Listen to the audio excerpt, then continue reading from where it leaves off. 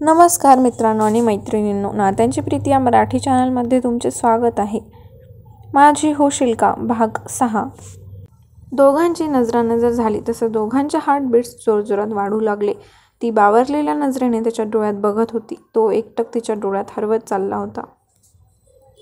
दोघांमध्ये थोडंसं अंतर असल्यामुळे तिच्या मोगऱ्याचा सुगंध त्याच्या नाकात शिरला तसं पूर्ण अंगभर शहारा उमटून येत होता. तिच्या हाताला त्याचा स्पर्श कळताच तिने घाबरून पटकन त्याच्या खांद्यावरचा आणि दंडावरचा हात बाजूला घेत नीट मागे टेकून बसली. मनाची धडधड इतकी वाढली होती की तिला काही सुधरत नव्हते. पायाचे कंपन कधी चालू झाले हे तिला कळले नाही.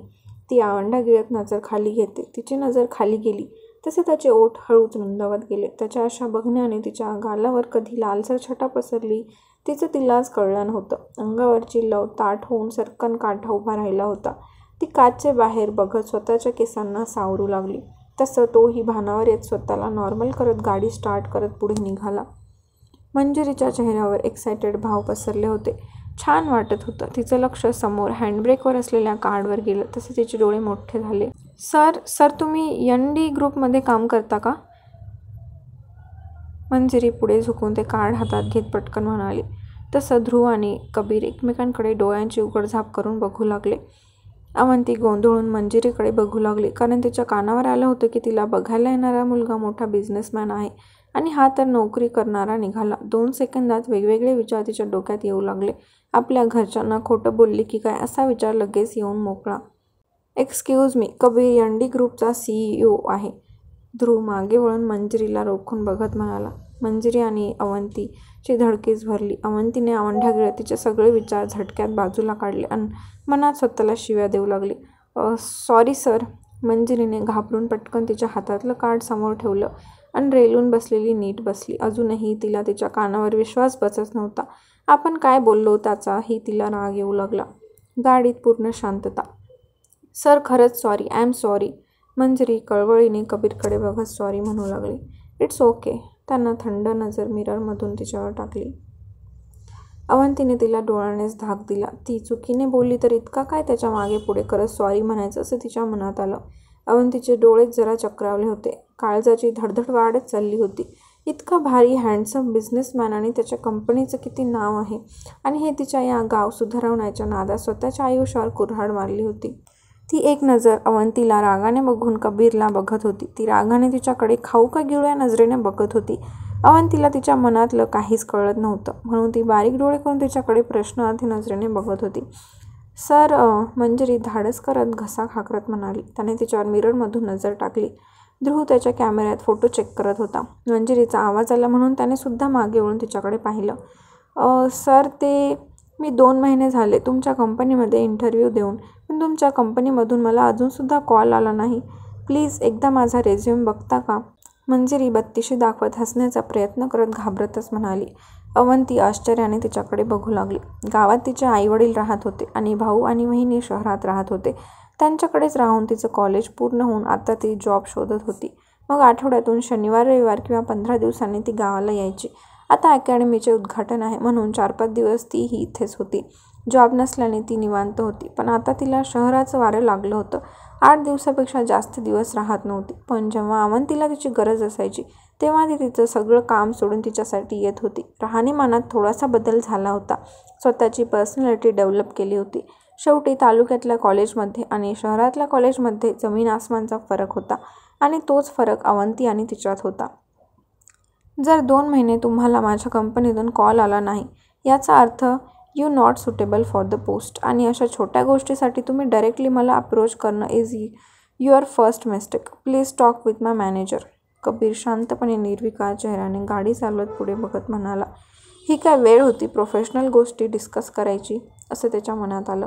त्याचं बोलणं ऐकून मंजिरीचा चेहरा खाडकन पडला. कुठेतरी आपलं काम होईल या नादात ती बोलून गेली. ध्रुवची नजर तिच्या उतरलेल्या चेहऱ्याकडे गेली आणि तसेच तिच्या शेजारी बसलेल्या अवंतीवर गेली. तसं त्याने डोळे ताठ करून पुढे पाहिलं. अजून एका धमाकासाठी त्याला तयार राहावं लागणार होतं. मंजिरी, तुला नाही तर लोकांच्या मागे पडायची सवय लागलेली आहे. शहरात हजारो कंपनी पडल्या आहेत, तिथे जाऊन रेझ्युमे दे. अवंती कबीरवर नजर रोखत म्हणाली. अवंती, त्याने नाव घेत थोड्याशा भुवया जुळवत तिच्याकडे पाहिलं. पहिल्यांदाच त्याच्या तोंडून तिचं नाव निघालं होतं, म्हणून त्याच्या हृदयातून एक वेगळीच फिलिंग बाहेर येऊ लागली आणि ती फिलिंग स्वतःचाच आवाज कानाला मधुर लागू लागला. तो एकटक तिच्या रोखलेल्या नजरेत घायाळ होऊ लागला. त्याच्या तोंडून तिने तिचं नाव पहिल्यांदाच ऐकलं होतं. तिच्या कानात कुठेतरी सुगम संगीत शिरले आणि अंगभर एक शिरशिरी वाहून गेली. कोणीतरी खूपच जवळचा आपल्याला साथ घालत आहे असं तिच्या मनाला वाटून गेलं. त्याच्या आवाजात एक वेगळाच आपलेपणा तिला क्षणात जाणवून आला. का? तिलाच प्रश्न पडला, म्हणून ती सुद्धा एकटक त्याच्या डोळ्यात हरवून गेली होती. त्याने समोरच्या रस्त्यावर कॉन्सन्ट्रेट करण्यासाठी तिच्या डोळ्यातला कॉन्टॅक्ट तोडला तशी ती भानावर आली आणि इतका वेळ आपण श्वास घेतला नाही याची जाणीव होताच तिने हळूवार श्वास घेत कावऱ्या बावऱ्या नजरेने इकडे तिकडे बघू लागली. मन आणि डोकं गडबडून गेलं होतं. ती त्याच्याशी काय बोलत होती तेच विसरून गेली होती. प्रोफेशनली गोष्ट अशा डिस्कस होत नसतात. जे मला वाटलं ते मी त्यांना सांगितलं. राहिली गोष्ट, खूप साऱ्या कंपन्या पडल्या आहेत, मग तिथे जाऊन सुद्धा रेझ्युमे द्यावा लागेल. मेहनत केल्यावरच त्याचं फळ मिळतं. सॉरी टू मिस, त्याने तिच्याकडे बघत विचारलं. मंजिरी, तिने लगेच अधीर मनाने तिचं नाव सांगितलं. मिस मंजिरी, तुम्ही पुन्हा ट्राय करा. तुम्ही तुमचा रेझ्युमे पुन्हा ईमेल करा. त्यावर काय ठरवायचं ते नक्की बघू. पण मी ह्यावर तुम्हाला खोटी आशा दाखवणार नाही, तो तिच्यावर एक कटाक्ष टाकून म्हणाला.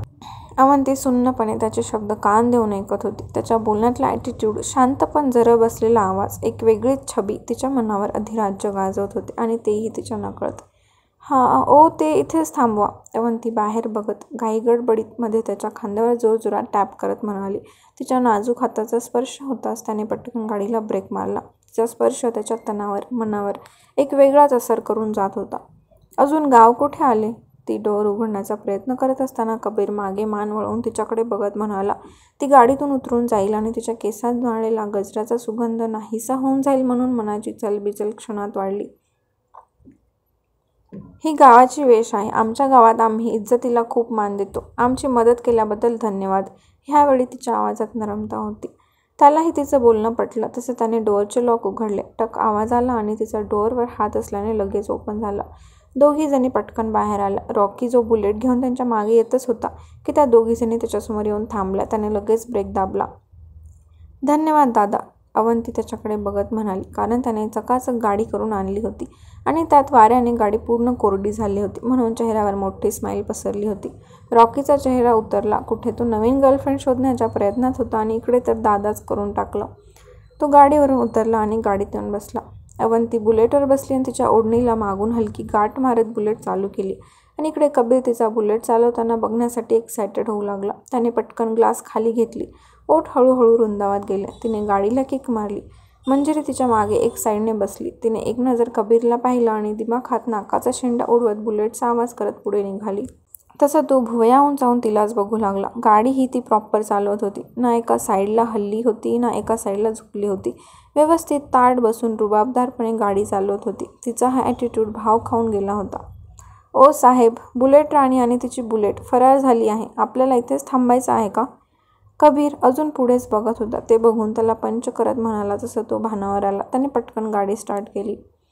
त्यांच्या बुलेटच्या मागेच त्यांची कार होती. हळूहळू बुलेटने दुसरा रस्ता पकडला आणि ह्यांनी पाटलांच्या वाड्याचा रस्ता पकडला. सौरभला सकाळीच मिस्टर वर्तककडून कळालं होतं की कबीरसुद्धा येत आहे. ऐकून त्याला थोडंसं नवलच वाटलं होतं, कारण एवढा मोठा माणूस बिना इन्व्हिटेशन आपल्या गावात येत आहे हेच त्याच्यासाठी शॉकिंग न्यूज होती. आता तो ह्या गावासाठी आला आहे ना ह्या गावची सुधारणा बघायला आला? तो तर फक्त आपल्या दुर्गेश्वरीला बघायला आला आहे हे कोणाला माहीत. त्याचबरोबर त्याला वाईटसुद्धा वाटलं होतं. जर त्याला आधीच कळालं असतं तर त्याने कबीरला सुद्धा आग्रहाचं निमंत्रण नक्कीच दिलं असतं. पाटीलवाडा चांगलाच चकचक चमकत होता. कबीरने पाटीलवाड्यासमोर गाडी उभी केली.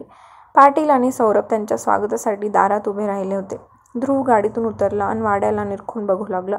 कबीर आणि रॉकी सुद्धा गाडीतून उतरले आणि इकडे तिकडे वातावरण निहाळू लागले. पहिल्यांदा तो गावात आला होता तेच वातावरण आता सध्या त्याला फील होत होतं. ते ह्या वाड्याचे स्ट्रक्चर त्याला अवंतीच्या वाड्यासारखंच दिसून येत होतं.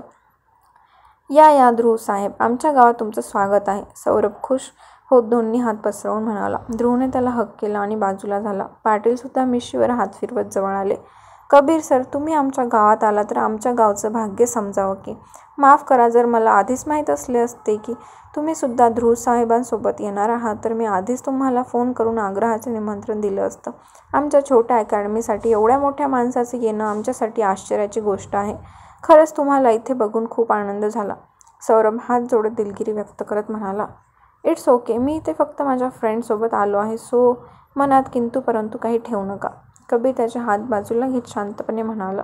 सौरभने रॉकीचे सुद्धा स्वागत केले. गप्पा मारत मारत तिघेजण आतमध्ये येऊन बसले.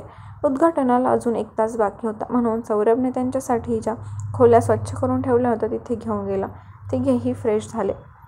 वाव, मस्त आहे, कुठल्या तरी जुन्या काळात आल्यासारखं वाटत आहे, रॉकी त्या लाकडी पलंगावर आडवा होत म्हणाला. पाटलांचा वाडा जुनं जरी स्ट्रक्चर असलं तरी त्याला रिनोव्हेशन केलं होतं. कबीरला रूम बाहेरच अंगण सगळं पाहून अवंतीच्या वाड्याच्या आणि ह्या वाड्याची तुलना करू लागला. तो वाडा त्याच्या मनातच बसल्यासारखा झाला होता. वरती रूम होती आणि त्याला जिने लाकडी होते. त्याला त्या वाड्याचे जिने आठवले आणि ओठांवर हसू आलं. तो बाहेर आला तर समोर मोकळं अंगण होतं. म्हणजे शहरात त्याला बाल्कनी बोलतात, पण हे मोकळंच असल्याने बाल्कनीसुद्धा त्याला बोलता येत नव्हती. तो इकडे तिकडे नजर फिरवत त्याची नजर मागच्या बाजूला गेली. समोरचा नजारा बघून त्याचे डोळेच मोठे झाले, कारण समोर सरपंचचा वाडा दिमाखात झळकत होता. त्या 2 वाड्यांमध्ये छोटी मोठी घरे आणि मैदान होते. आता तर फक्त त्याचे डोळे बाहेर यायचे बाकी होते. त्याची दुर्गेश्वरी एका खोलीतून बाहेर येत त्या मोकळ्या अंगणात आली होती. तिने तिच्या केसांना अडकवलेला टॉवेल काढला आणि सगळे केस एका बाजूला घेत टॉवेलने केस झटकू लागले. नुकतीच आंघोळ करून बाहेर उन्हाला येऊन उभी होती. उफ, तिची एकच अदा आणि इकडे कबीर साहेब क्लीन बोल्ड. अंतर असल्यामुळे तिच्या केसांमधलं पाणी तिच्या चेहऱ्यावर तर येणार नव्हतं, पण त्याचा शिडकाव त्याच्या मनावर झाला होता. तो मंत्रमुग्ध होऊन तिचं ताज्या फुललेल्या फुलाप्रमाणे रूप आपल्या डोळ्यात साठवून घेत होता. त्याला त्याच्या हृदयाचा आवाजसुद्धा ऐकू येत होता. इतकी त्याच्या हृदयाची धडधड वाढली होती. तुम्हाला पण कबीर आणि अवंती आवडत असतील तर नक्कीच व्हिडिओला कमेंट करा आणि लाईक करायला देखील विसरू नका. भेटूया लवकरच पुढील भागात. धन्यवाद.